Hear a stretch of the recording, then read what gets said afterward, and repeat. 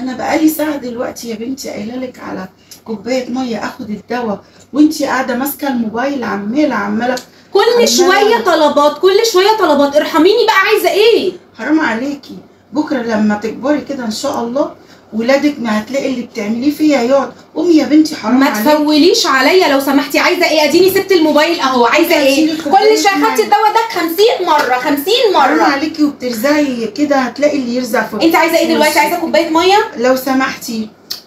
يا رب بقى الجحود ده يا رب كل شويه تطلبي. ده انت مرات ابني جحده قوي، بكره لما تكبري هتلاقي ولادك يعملوا فيكي كده. ادي الميه، ادي الميه، اتفضلي احطها لك كمان.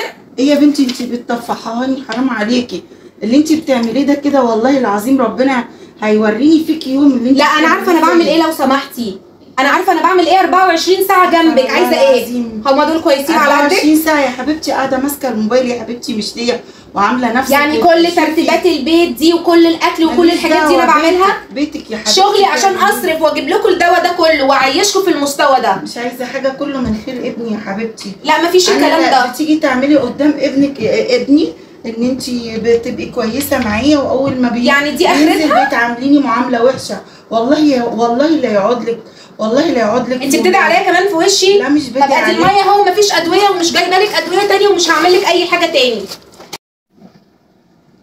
حسبي الله ونعم الوكيل فيك يا بنتي، دي اخرتها. انا بعاملك كويس وكله من خير ابني، تقومي تعملي كده؟ حسبي الله ونعم الوكيل في كل مرات ابن جحده على حماتها. اقول عليكي ايه؟ في ربنا. على فكره يا جماعه كل ده كان تمثيل، احنا بنعرف دلوقتي المرات الابن الجحده. لو في مرات ابن جحده لازم تتعلم ان هي تبقى كويسه على حماتها عشان ما يتردلاش في يوم من ذات الايام.